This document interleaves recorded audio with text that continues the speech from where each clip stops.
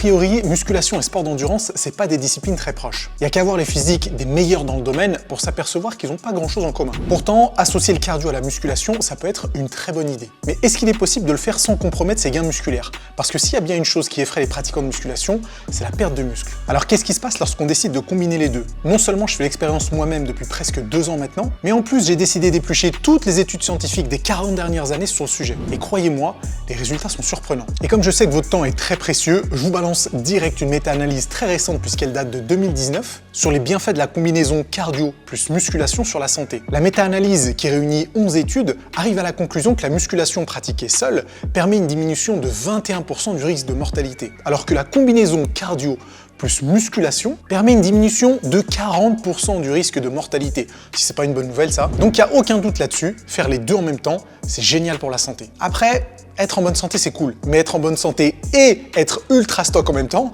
bah ça c'est encore mieux. Mais pour ça, faudrait pas que le cardio tue les gains musculaires, ce que beaucoup de personnes pensent encore. Aujourd'hui, on va vérifier si c'est vrai ou pas. Les pratiquants de musculation ont toujours pensé que le cardio nuisait à leurs gains musculaires. D'ailleurs, moi-même, je faisais partie de ces personnes-là. Je suis presque sûr que vous pouvez retrouver sur ma chaîne YouTube des vidéos qui datent de 7-8 ans en arrière, où je conseillais de lever un peu le pied sur le cardio si jamais on voulait optimiser la croissance musculaire. J'étais effectivement persuadé que c'était une mauvaise chose d'allier les deux et que c'était la meilleure façon de cataboliser au maximum, de sécréter un maximum de cortisol, que des mauvaises nouvelles quoi. Alors bien sûr, depuis, j'ai changé d'avis et j'ai graduellement ajouté un peu plus de cardio à ma routine d'entraînement. Que ce soit du cardio à intensité modérée ou du cardio fractionné d'ailleurs, hein, on y reviendra juste après. Mais du coup, j'ai voulu m'intéresser aux origines de cette croyance qui pousse beaucoup de pratiquants de musculation à ne jamais pratiquer de cardio. D'où vient cette idée reçue? Et est-ce que c'est vraiment une idée reçue? Est-ce qu'il est fondamentalement impossible de concilier les deux? Eh bien, il semblerait que l'origine de ce mythe remonte aux premières études scientifiques menées sur le sujet. Les observations initiales suggéraient que combiner des activités d'endurance comme la course à pied ou le cyclisme par exemple pouvait entraîner une diminution de la masse musculaire et de la force, particulièrement chez ceux qui négligent la musculation dans leur routine. Mais en analysant l'étude en question, on comprend bien que les résultats sont à prendre avec des pincettes. Je vous ai retrouvé une étude scientifique qui date de 1980. Oui, je sais, c'est vieux, c'est même plus vieux que moi. Mais l'étude est particulièrement intéressante parce qu'elle s'intitule « Les interférences du développement de la force sur un entraînement simultané d'endurance et de force ». En clair, est-ce que combiner cardio plus musculation aurait un effet néfaste sur le développement de la force? Et selon cette étude, la réponse est oui. Vous retrouverez bien sûr la référence de l'étude dans la description si vous voulez jeter un coup d'œil, mais la conclusion indique clairement, les résultats démontrent qu'un entraînement simultané en force et en endurance résulte en une réduction des capacités à développer de la force, mais ne va pas affecter le développement de la VO2 max. Ça, c'est très intéressant. C'est très intéressant parce que, selon cette étude, encore une fois, combiner muscu et cardio, ça aura une mauvaise influence sur la muscu, mais pas sur le cardio. Alors attention, c'est une très vieille étude et le protocole n'est pas forcément le plus cohérent. C'est pour ça qu'on va quand même consulter une étude un peu plus récente qui date cette fois-ci de 2012. C'est cette fois-ci une méta-analyse qui regroupe 21 études, pareil vous retrouverez la référence dans la description, et qui trouve encore une fois qu'il y a une interférence entre les entraînements muscu et les entraînements cardio, mais qui nuance un petit peu les choses en indiquant que ça dépend du type de cardio, ça dépend de la fréquence, de l'intensité, etc. Donc là effectivement, on a quelque chose d'assez intéressant. On a 2 études, une de 1980, une de 2012, qui démontrent toutes les deux avec des protocoles différents qu'il peut effectivement y avoir une interférence entre l'entraînement muscu et l'entraînement cardio. Et peut-être que ces études ont renforcé la croyance populaire que les deux sports étaient complètement à l'opposé. Tout ça, c'est encore plus renforcé par le contraste total qu'il y a entre les pratiquants de ces deux disciplines. On voit bien qu'il n'y a pas plus différent que le physique d'un bodybuilder et celui d'un coureur de marathon par exemple. Et même physiologiquement, ce serait pas aberrant de penser que les deux disciplines sont complètement à l'opposé. Même si vous n'êtes pas des pros de la physio, vous savez que, vulgairement, le corps humain possède 2 types de fibres musculaires. Des fibres dites rapides et des fibres dites lentes, qui sont chacune associées aux 2 disciplines différentes. Donc si on n'est pas mieux renseigné sur le sujet, on peut se dire que cette théorie a du sens. Muscu et cardio, c'est tellement opposé qu'on peut pas associer les deux. Et puis en tant que pratiquant de musculation, c'est sûr et certain que vous vous êtes fait la remarque suivante, si je dédie du temps à l'entraînement cardio, c'est du temps que je pourrais pas dédier à la musculation. Le cardio va en quelque sorte siphonner l'énergie que je pourrais avoir pour la musculation, et forcément sur le long terme, ça va se traduire par moins de gains musculaires. Ceci dit, vous vous en doutez, si moi-même je fais du cardio en plus de mes entraînements de muscu, c'est qu'en fait la réalité est bien plus nuancée. Et les recherches scientifiques modernes commencent à démontrer que le cardio ne tue pas systématiquement les gains musculaires, et que sous certaines conditions, l'entraînement cardio peut même être bénéfique à la musculation, en plus d'être bénéfique à la santé. La véritable question, c'est pas de savoir si le cardio tue les gains musculaires, mais c'est plutôt de savoir quand, comment et de quelle façon faire son cardio pour qu'il y ait un minimum d'interférence sur la musculation et pouvoir en tirer un maximum de bénéfices. Vous savez qu'il y a une autre façon de tirer un maximum de bénéfices de ces séances de musculation, c'est de consommer mon nouveau pré-workout. workout. Pour ceux qui n'ont pas suivi, en novembre dernier, j'ai lancé ma marque de compléments alimentaires et j'ai commencé avec la sortie d'un pré-workout, Power Up. Aujourd'hui, vous êtes littéralement des milliers à m'avoir fait confiance et avoir commandé votre pot de pré-workout et je suis hyper content des retours que vous m'avez fait passer. Ça a l'air de rien comme ça, mais ce pré-workout, j'y ai bossé pendant plus d'1 an pour le sortir et pour qu'il ait la formulation la plus incroyable possible. Et je pense que la mission est accomplie. D'ailleurs, si vous avez commandé un pot de Power Up, n'hésitez pas à le dire dans les commentaires, je serais très curieux de savoir ce que vous en pensez. Et si vous ne l'avez pas encore testé, vous cliquez sur le premier lien dans la description, il y aura un lien direct vers le Power Up. Et ma marque de compléments alimentaires, Coalition, c'est plein d'autres produits qui vont sortir en 2024. D'ailleurs, au moment où vous regardez cette vidéo, peut-être que d'autres produits seront disponibles. Donc allez faire un tour sur le site. Le Power Up est disponible en 2 saveurs, fruits rouges et pomme kiwi. Pomme kiwi, c'est une véritable tuerie. Mais en vrai, commandez les deux, comme ça vous n'aurez pas à choisir. Un grand merci à ceux qui le feront. Que diriez-vous si je vous partageais une méta-analyse très récente qui date de 2022 et qui réunit 43 études sur le sujet? Est-ce qu'il est possible de combiner entraînement en musculation et entraînement cardio? Ça, c'est le genre de ressources scientifiques qu'on aime, qu'on recherche et que vous pourrez retrouver dans la description. En plus de ça, les conditions d'inclusion des différentes études scientifiques à la méta-analyse sont plutôt strictes, donc on peut être plutôt sûr que les résultats peuvent être pris avec pas mal de sérieux. Et en parlant des résultats, écoutez la conclusion. L'association endurance et sport de force ne compromet pas l'hypertrophie musculaire et le développement de la force maximale. Voilà, rideau, rien de plus à préciser, vous pouvez dormir sur vos 2 oreilles si vous faites du cardio plus de la muscu. Petit bonus et cerise sur le gâteau, je vous ajoute une deuxième méta-analyse un tout petit peu plus récente qui cette fois-ci réunit 25 études scientifiques différentes et qui arrive à la même conclusion, c'est que le cardio-training n'a pas d'effet sur l'hypertrophie musculaire. Alors attention, avant de vous précipiter à prendre vos baskets et aller courir 15 km avant de faire une séance jambes, dans les 2 méta-analyses que je viens de vous présenter, il y a quand même quelques nuances. Et les séances cardio peuvent effectivement avoir un effet néfaste sur les gains en force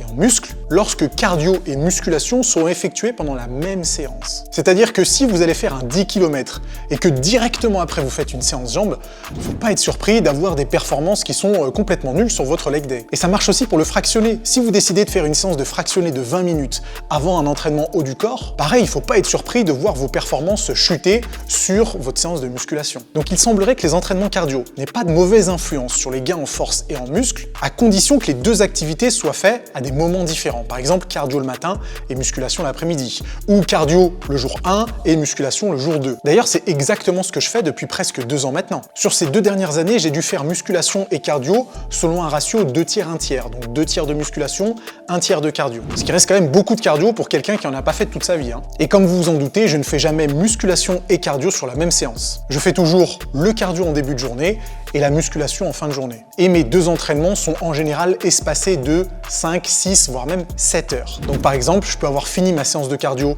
à 9h, 9h30 du matin et je ne vais pas faire mon entraînement de musculation avant 16h l'après-midi. Ce qui me permet de ne pas avoir d'interférence.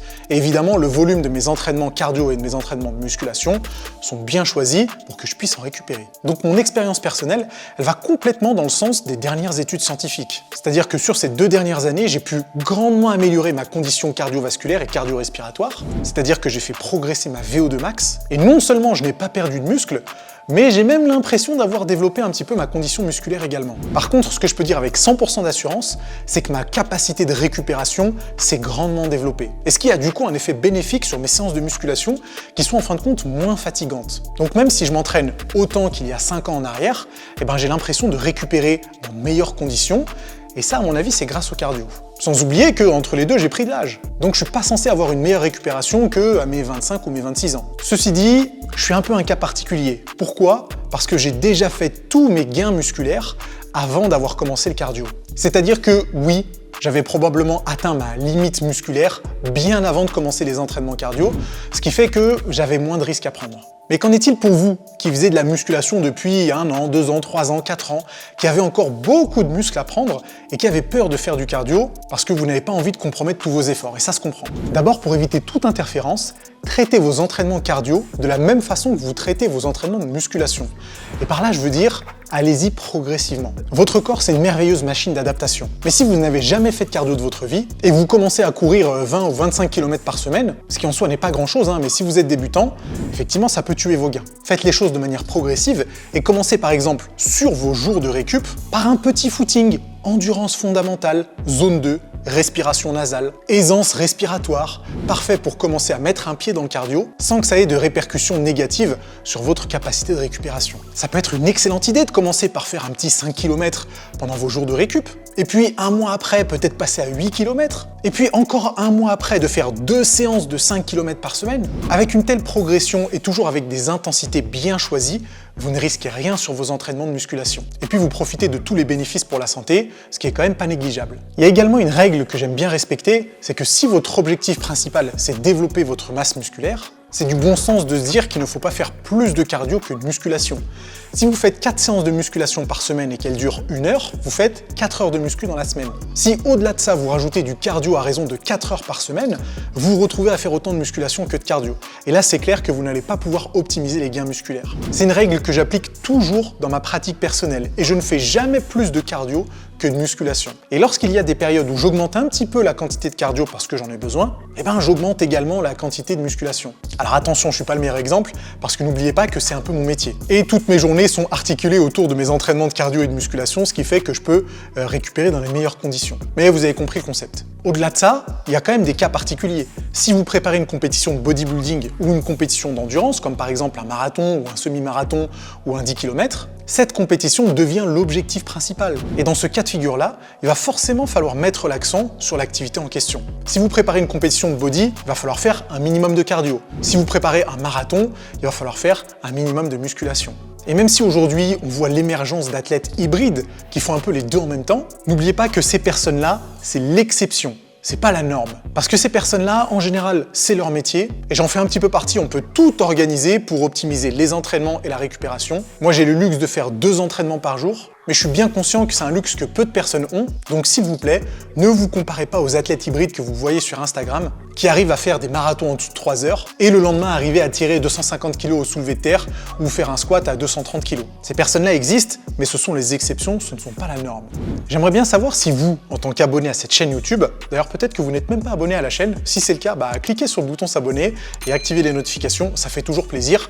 J'aimerais bien savoir si vous, en tant qu'abonné, vous êtes plus intéressé par le développement musculaire ou par l'amélioration de vos capacités cardiovasculaires. N'hésitez pas à me le dire dans les commentaires parce que j'ai plein de sujets en réserve, non seulement sur l'amélioration de la masse musculaire, mais aussi sur l'amélioration de la condition cardiovasculaire. Et comment faire les deux en même temps pour être en meilleure santé et pour être un sportif plus accompli. D'ailleurs, ça fait longtemps que j'ai envie de faire une vidéo sur l'entraînement parfait. Comment s'entraîner sur une semaine pour améliorer la masse musculaire, la condition cardiovasculaire et passer un minimum de temps à la salle pour pouvoir profiter d'autres activités de la vie. Si c'est le genre de sujet qui peut vous intéresser, n'hésitez pas à vous manifester. Et comme on a pas mal parlé d'endurance aujourd'hui, j'ai fait une vidéo pour vous apprendre à courir. Et oui, rassurez-vous, c'est pas moi qui donnais les conseils, c'est Nico de la chaîne Running Addict. Je vous mets la vidéo quelque part sur l'écran, n'hésitez pas à la visionner. Je suis sûr que vous pourrez apprendre plein de petites astuces très intéressantes pour commencer à intégrer la course à pied à votre programme de musculation. Sur ce les amis, on se retrouve très bientôt pour d'autres conseils. À plus.